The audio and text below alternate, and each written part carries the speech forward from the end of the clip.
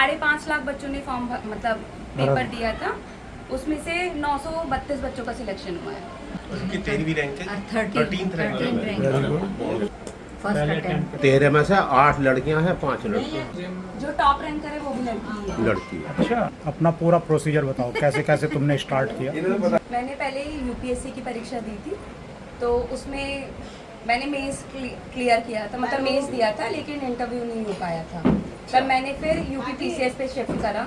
मेरे फ्रेंड्स ने, फैमिली ने कहा कि एक बार यूपीपीसीएस दे के देख लीजिए, और मैंने पहला अटेम्प्ट दिया था अभी 2024 में। तो ये 24 का सिलेक्शन अब 26 में हुआ है।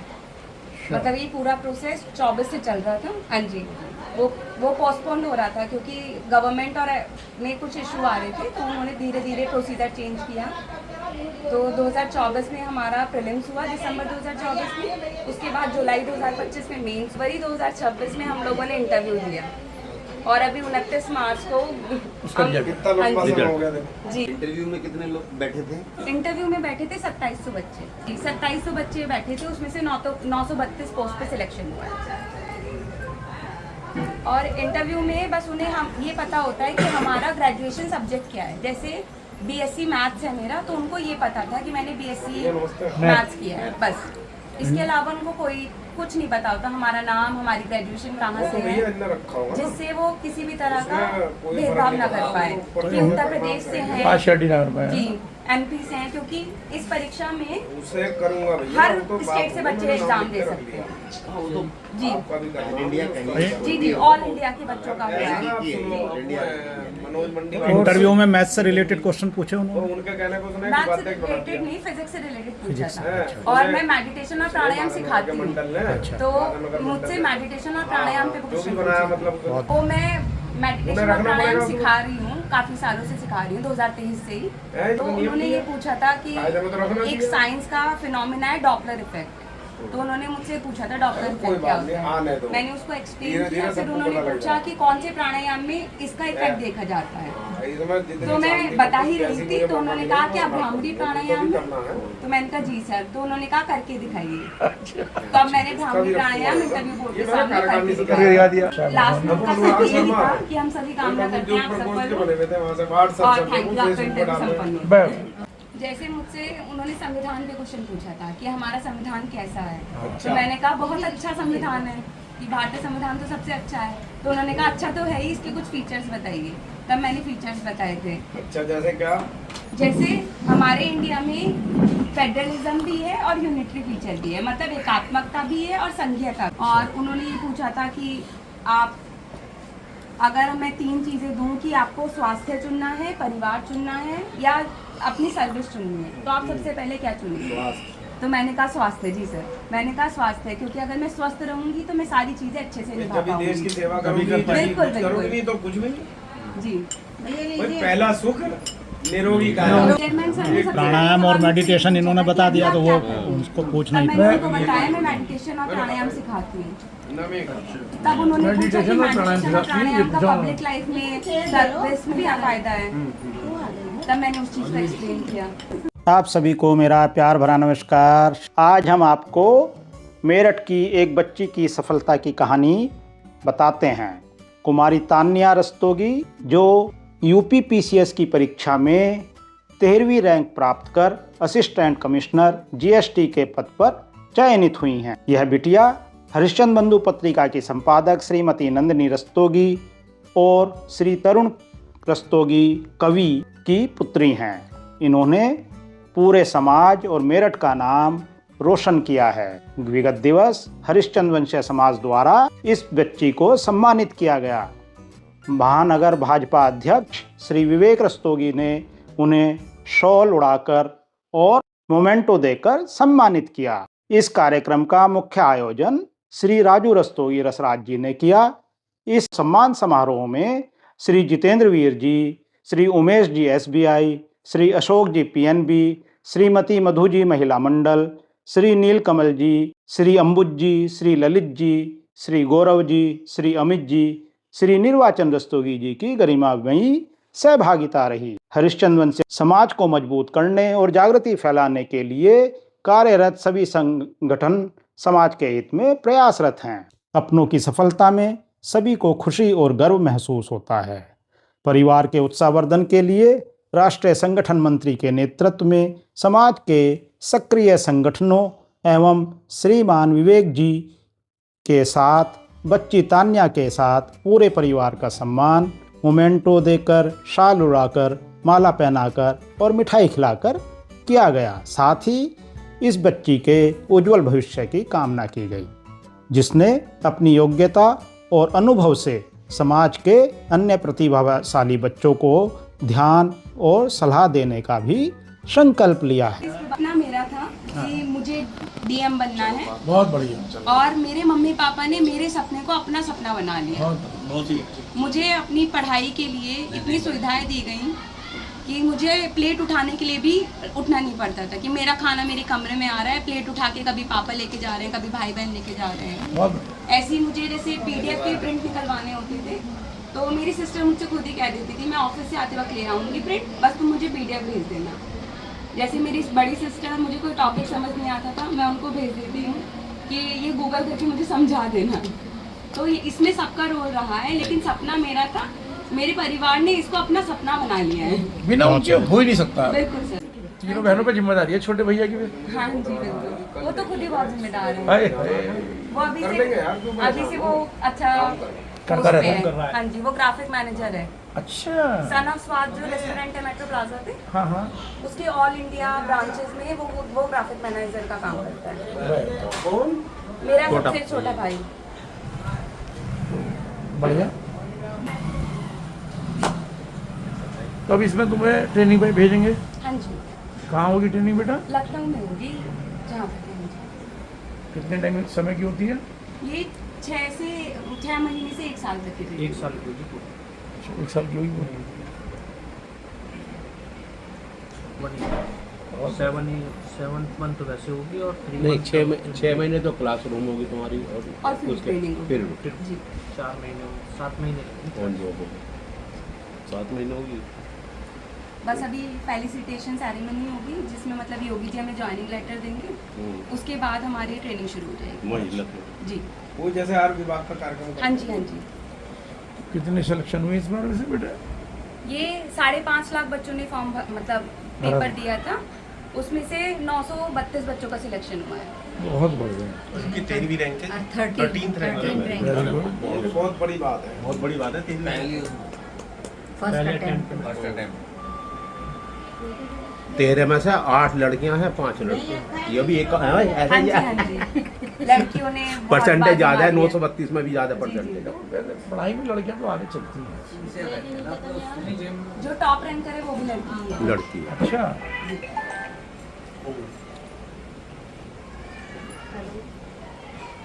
नमस्ते। मैं तो भैया आए, आप नहीं आए? अपना पूरा प्रोसीजर बताओ, कैसे कैसे तुमने स्टार्ट किया? इन्हें तो पता नहीं। अच्छी है। हेलो। हाँ जी। मैंने पहले यूपीएससी की परीक्षा दी थी, तो उसमें मैंने मेंस क्लियर किया था, मतलब मेंस दिया था, लेकिन इंटरव्यू नहीं हो पाया था। तब मैंने फिर यूपीपीसीएस पे शिफ्ट करा। मेरे फ्रेंड्स ने, फैमिली ने कहा कि एक बार यूपीपीसीएस दे के देख लीजिए, और मैंने पहला अटेम्प्ट दिया था अभी 2024 में। तो ये 24 का सिलेक्शन अब 26 में हुआ है। मतलब ये पूरा प्रोसेस 24 से चल रहा था। हाँ जी, वो पोस्टपोन हो रहा था क्योंकि गवर्नमेंट और में कुछ इशू आ रहे थे, तो उन्होंने धीरे धीरे प्रोसीजर चेंज किया। तो 2024 में हमारा प्रीलिम्स हुआ, दिसंबर 2024 में। उसके बाद जुलाई 2025 में मेंस, वही 2026 में हम लोगों ने इंटरव्यू दिया, और अभी 29 मार्च को कितना लंबा समय हो गया देखो। जी। तो ये बैच 24 वाला कहलाएगा? हाँ जी, 2024 बैच 24 का ही। गुड़िया सीनियरिटी भी उसी से लगी हाँ है, जी। ये फायदा मिल जाएगा। जी जी। तो गुड़िया वो इंटरव्यू में कौन लेते हैं बेटा? कौन जो लेते हैं आपका? ये इनके क्लियर नहीं होते, मतलब हम वो मतलब छुपा के रखते हैं, क्योंकि उनके नाम वगैरह नाम पता होते हैं, पर ये किसी हाँ जी तो जब ही मेरे ख्याल आउट होता होगा शायद, उन्हें भी मेल से पता लगता होगा। उनको हमारा नाम भी नहीं पता होता। जैसे जब हमारा इंटरव्यू हुआ था तो हमें एक टोकन नंबर दिया जाता है, जैसे मेरा टोकन नंबर था 508, तो इंटरव्यू पैनल मुझे सिर्फ 508 के नाम से जानता था, जिससे किसी भी तरह का भेदभाव ना हो। कई बार तो पैनल वालों की आपस में नहीं पता होता कौन कौन आवेगा हाँ इस जी, हाँ पैनल जी, में। बिल्कुल। ये होता ही नहीं मिलेगा, मैं जैसे बता रहे हैं। हाँ जी। डिपार्टमेंट के अलावा डिपार्ट कितने बच्चे टोटल क्या सर? इंटरव्यू में कितने लोग बैठे थे? इंटरव्यू में बैठे थे 2700 बच्चे। 2700 बच्चे। 1/3 हाँ जी, हाँ जी। हाँ, तीसरे टाइम में बुला। जी 2700 बच्चे बैठे थे, उसमें से 932 पोस्ट पे सिलेक्शन हुआ। और इंटरव्यू में बस उन्हें हम ये पता होता है कि हमारा ग्रेजुएशन सब्जेक्ट क्या है। जैसे बीएससी मैथ्स है मेरा, तो उनको ये पता था कि मैंने बीएससी मैथ्स किया है, बस। इसके अलावा उनको कोई कुछ नहीं पता होता, हमारा नाम, हमारी ग्रेजुएशन कहाँ से है, जिससे वो किसी भी तरह का भेदभाव ना कर पाए कि उत्तर प्रदेश से हैं पार्शियलिटी ना कर पाया। जी, एमपी से हैं, क्योंकि इस परीक्षा में उसे करूंगा भैया, हर वो तो स्टेट से बाप बच्चे को एग्जाम नाम दे लिख के सकते हैं। रख वो तो जी आपका भी करना है। इंडिया कहीं जी जी, ऑल इंडिया के बच्चों का हुआ है। आप सुनो, इंडिया मनोज मंडी इंटरव्यू में मैथ्स से रिलेटेड क्वेश्चन पूछे तो उन्होंने? उनके कहने को सुना मैथ्स बात से एक बना रिलेटेड दिया। नहीं, फिजिक्स से रिलेटेड पूछा है, था। और मैं मेडिटेशन और प्राणायाम सिखाती हूँ, मंडल ने तो मुझसे मेडिटेशन और प्राणायाम पे जो भी क्वेश्चन बनाया पूछे। मतलब बहुत बढ़िया। और वो आपने इंटरव्यू के दौरान उन्होंने मंडल का अपने उसमें हॉबीज में भरा होगा। क्योंकि मैंने इसलिए पूछा था कि एक्स्ट्रा क्वेश्चन क्या पूछा, मैं यही पूछा। उपाध्यक्ष वो मैं मेडिटेशन उन्हें और रखना प्राणायाम पड़ेगा सिखा रही हूँ, काफी सालों से सिखा रही हूँ, 2023 से ही। है जी। तो उन्होंने ये वो कह रहे पूछा थे, मेरे था प्रदीप कि को बना दे, उनके पास गया तो उन्होंने कैसे बना दे, लेकिन उन्हें रखना तो पड़ता, Meditation मेरा काम तो नहीं सिखाती चला उनके बिना। मैंने तो कहा तो उन्होंने ये पूछा था कि फायदे में तो रखना एक चाहिए। साइंस का फिनोमिना है डॉपलर इफेक्ट, तो उन्होंने मुझसे पूछा था डॉपलर कोई इफेक्ट क्या बात नहीं, होता आने है। दो। मैंने उसको एक्सप्लेन धीरे-धीरे किया, फिर सबको उन्होंने पता लग पूछा जाएगा। कि कौन से प्राणायाम में इसका इफेक्ट देखा जाता है। इसमें जितनी तो मैं शांति बता को ही रही कैसी थी, मुझे तो उन्होंने मौका कहा कि मिलेगा, आप भ्रामरी वो प्राणायाम भी है। करना है। तो मैंने कहा जी सर, तो उन्होंने कहा करके दिखाइए। तो अब मैंने भ्रामरी प्राणायाम इंटरव्यू बोर्ड के सामने करके करके दिखाया। दिखा दिया। बहुत बढ़िया। और फिर उन्होंने लास्ट में बोला, मतलब बहुत सारे मुझे क्वेश्चन जो पूछे करना है, गए आप थे, करना लगभग मैंने तो 20-25 मिनट इंटरव्यू ला, चला होगा, ला, 15 से 20 मिनट के करीब, क्योंकि हमें और ड्यूरेशन नहीं सीनियर पता लोग तो चलती चाहिए, है। बिना सीनियर के तो काम कैसे चलेगा। उन्होंने ये बोला, क्या बोलते हैं कि चाय लास्ट में उनका बनाओ। सब ये शर्मा था है। कि हम सभी कामना करते हैं आप जो सफल प्रपोज के हो बने हुए थे वहाँ से व्हाट्सएप और सब थैंक लोग यू, आपका फेसबुक इंटरव्यू पर डाल संपन्न रहे हैं। हो। अरे भाई तुम्हें मंडल कि कोई जीके का क्वेश्चन कोई करते हैं ऐसे में? पैनल में थे गुड़िया? वो कोई भी क्वेश्चन पूछ सकते हैं। जनरल पैनल में कितने लोग थे? 4 मेंबर होते हैं। वही तो मैं एक कह रहा हूँ। चेयरमैन सर होते हैं जो इंटरव्यू को स्टार्ट करते हैं और एंड करते हैं, और उसके अलावा 3 मेंबर और ना थे। मैं वो हमसे कोई भी क्वेश्चन पूछ सकते हाँ, हैं, उसका दायरा व्यापक है। व्यापक गुड़िया सर आप ले लीजिए ना ना चाय, मैं वो पी लिया कोल्ड ड्रिंक तो अच्छी आप नहीं। ले लो। अरे तो कोई यहाँ पे ऐसा पैसे- कोई गिन कोई रहा आप लोग गिन- और के लिए तो चाय ना मिलने गया। नहीं नहीं वो ले मूड लीजिए, ही- ले लो अरे लाओ भाई लाओ कमिश्नर साहब ने कही भाई नहीं नहीं ठीक है। जैसे मुझसे उन्होंने संविधान पे क्वेश्चन पूछा था कि हमारा संविधान कैसा है, तो मैंने कहा बहुत अच्छा संविधान है, कि भारतीय संविधान तो सबसे अच्छा है। तो उन्होंने कहा अच्छा तो है ही, इसके कुछ फीचर्स बताइए। तब मैंने फीचर्स बताए थे। अच्छा जैसे क्या? जैसे उन्होंने पूछा था, एक फेडरलिज्म होता है, मतलब क्योंकि हमारे आराम से जैसे हमारे इंडिया में फेडरलिज्म भी है और यूनिटरी फीचर भी है, मतलब एकात्मकता भी है और संघीयता भी है। बराबर, वेरी गुड। तो क्योंकि हमारे स्टेट्स भी हैं और सेंटर को भी पावर है, तो इसके बारे में चीज़ें पूछी थी। और उन्होंने ये पूछा था कि आप अगर मैं 3 चीज़ें दूं कि आपको स्वास्थ्य चुनना है, परिवार चुनना है या अपनी सर्विस चुननी है, तो आप सबसे पहले क्या चुनेंगे? तो मैंने कहा स्वास्थ्य। जी सर, मैंने कहा स्वास्थ्य, क्योंकि अगर मैं स्वस्थ रहूंगी तो मैं सारी चीज़ें अच्छे से निभा जब देश की पाऊंगी। सेवा करोगी, बिल्कुल, बिल्कुल। करोगी नहीं तो कुछ भी नहीं। जी ये भाई लीजिए। पहला सुख निरोगी काया। निरोगी काया। जी बिल्कुल। वो यही और बाकी सब आनी जानी माया आंसर प्लीज करने के लिए दिए जा रहे हैं या हाँ एक्चुअल जी, आंसर हाँ जी, देना क्योंकि एक्चुअल सबसे पहला एक्चुअली मेरा है क्वेश्चन वो ये जाने था, सब। बोर्ड ने अच्छा ये मुझे- सवाल किसने किया था तुमसे? ये चेयरमैन सर ने। चेयरमैन सर ने सबसे प्राणायाम और मेडिटेशन इन्होंने बता दिया तो वो उनको पूछना ही मैंने था। उनको बताया मैं मेडिटेशन और प्राणायाम सिखाती हूँ। नमी तब उन्होंने पूछा कि मेडिटेशन और प्राणायाम मेडिटेशन और सिखाती हैं, प्राणायाम का जो- पब्लिक लाइफ में सर्विस में क्या फायदा है, तब मैंने उस चीज़ को एक्सप्लेन किया। परिवार में कौन कौन है?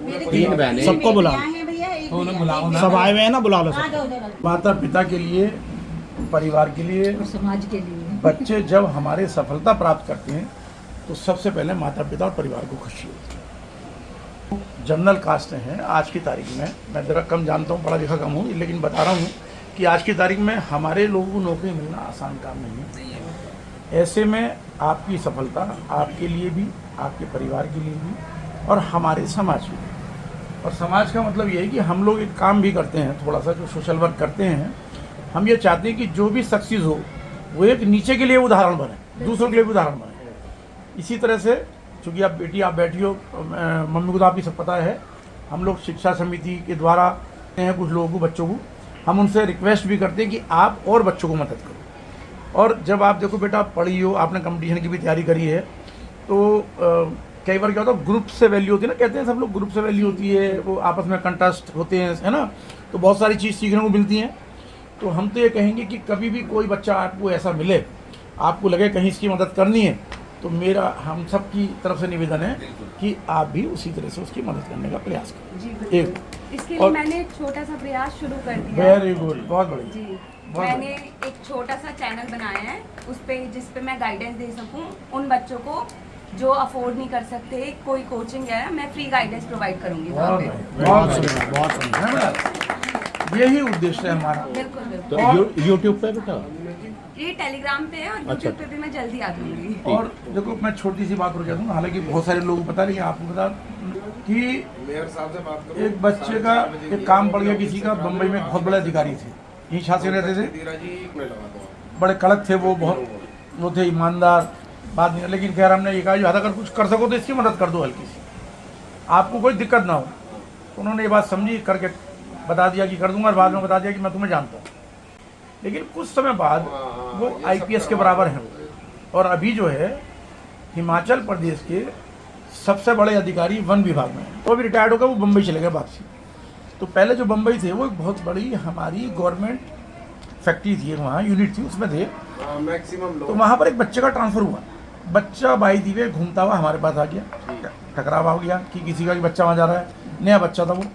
हमने उनको फ़ोन करा, वो बच्चा भी क्लास 1 गया है, अभी उसकी शादी नहीं हुई है, वो भी अभी क्लास 1 अधिकारी है, उसको उनसे मिलवाया, बड़ी मदद मिली कर लिया था, क्योंकि एक नई जगह जाके नई नौकरी में एक सीनियर मिल जाए, 4:30 और वो भी 4 बजे बड़ा सीनियर, तो फर्क पड़ जाता है। तो मेरा कहना है कि कई बार ऐसी जरूरत पड़ सकती है, और फिर आपके साथ भी ऐसा हो सकता है। भाई आज आपको कुछ लोग सिखाएंगे, कल को आप डिपार्टमेंट में आओगी, कुछ आपके कुली या कोई अच्छे से सीनियर होंगे वो आपको मदद भी करेंगे। तो हमारा तो यही सबसे कहना है, सबके लिए गर्व है, हमारे लिए भी गर्व है, आपके लिए भी गर्व है, परिवार के लिए भी गर्व है। और भाई माँ बाप के लिए तो हम कहेंगे कि माँ बाप को तो कितनी खुशी होगी, उसका अंदाज़ा पेरेंट्स ही समझ सकते हैं, क्योंकि जब हम बच्चे होते तब हम इन बातों को नहीं समझते, लेकिन जब हम बड़े हो जाते हैं माँ बाप का ही है ना। अब परिचय और करा दूँ मैं बेटा तेरे लिए, पहले मैं छोटी सी